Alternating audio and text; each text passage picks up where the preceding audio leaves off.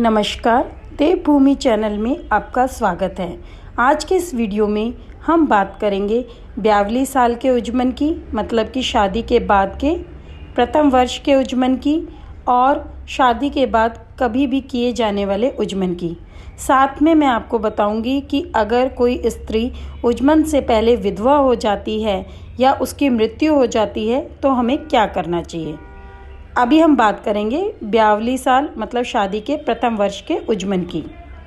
शादी के बाद की पहली गणगौर लड़की अपने घर पे करती है, क्योंकि ये होली के दूसरे दिन ही शुरू हो जाती है और लड़की की पहली होली भी अपने मायके में ही होती है।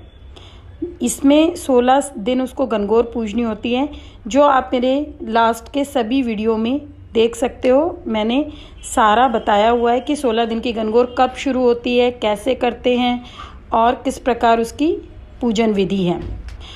अच्छा, अब हम बात कर रहे हैं उज्जमन की। तो उज्जमन के लिए जो शादी की पहले साल की गणगौर होती है उसमें गुणों से ही पूजा होती है, गुणों का ही बायना निकलता है और गुणों से ही उज्जमन होता है। उसके बाद की गणगौर जब हम पूजते हैं तो आपके ससुराल में जैसा होता हो कि किसी के यहाँ हलवा से पूजते हैं, किसी के यहाँ पुए से पूजते हैं, तो वो आप अपने हिसाब से पूजा कर सकते हो। परंतु पहली साल की आपको गुणों से ही पूजा करनी है और बायना भी आप बाद में जिससे भी निकालते हो, पहले आपको गुणों से ही निकालना है।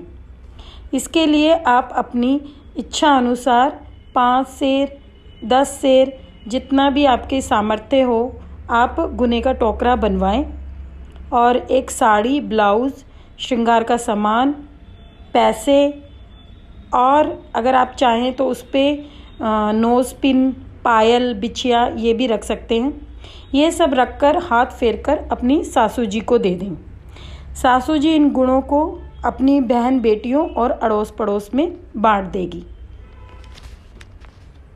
यह तो बात हुई 42 साल के उज्जमन की। उसके बाद भी उज्जमन होता है जो आप कभी भी अपनी इच्छा अनुसार और सामर्थ्य अनुसार कर सकते हैं। शादी के 5 साल बाद, 10 साल बाद, जैसे आपको ठीक लगे आप कर सकते हैं। शादी के मतलब 1 साल के बाद आप चाहें तो 2 साल बाद भी कर सकते हैं। मतलब पहली साल में आपने अगर 42 साल का कर दिया है तो उसके बाद तो आप चाहें तो अगले साल ये वाला उज्जमन भी कर सकते हैं। 3 साल 4 साल मतलब जैसे आपको ठीक लगे आप इसका उज्जमन करते हैं।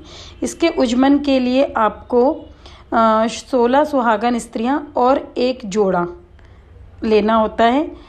जो 16 सुहागन स्त्रियां आप लेंगे उसमें 16 जगह आपको एक एक टोकरी बनानी है। 16 जगह उन टोकरियों में टोकरी भी बना सकते हैं, परात भी ले सकते हैं, आपको जो सही लगे आप ले सकते हैं। तो 16 जगह सारा श्रृंगार का सामान, एक ब्लाउज़ पीस, अगर आपके पास साड़ी है तो आप साड़ी भी ले लें, लेकिन ध्यान रखें कि साड़ी में ब्लाउज पीस ज़रूर होना चाहिए। एक ब्लाउज़ पीस हो गया, 2 चांदी के तार जिन्हें हम गुल्ले निकालते हैं पूजा के टाइम में, तो इसलिए उनके रूप में हम चांदी के तार देते हैं उद्यापन में।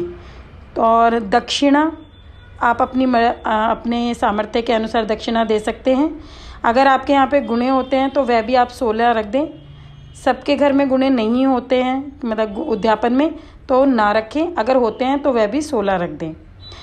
अगर आप घर पर खाना बुलाकर खिलाते हैं तो बहुत ही अच्छा कि घर पर 16 सुहागन स्त्रियों को बुलाएं और खाना खिलाकर ये सारा सामान दे दें।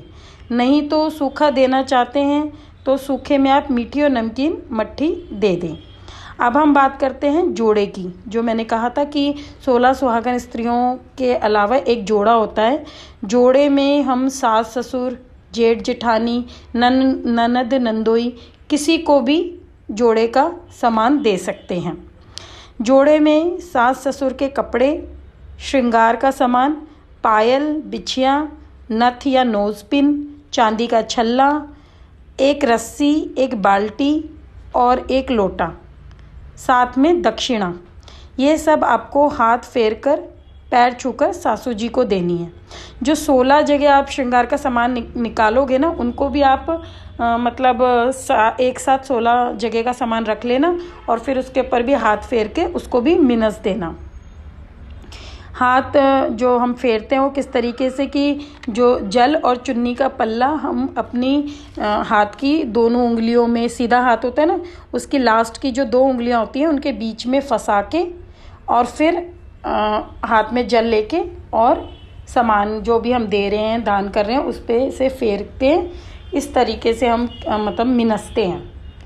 तो मैंने आपको बता दिया ब्यावली साल का उज्जमन भी और शादी के बाद जो कभी भी किए जाने वाले उज्जमन का भी।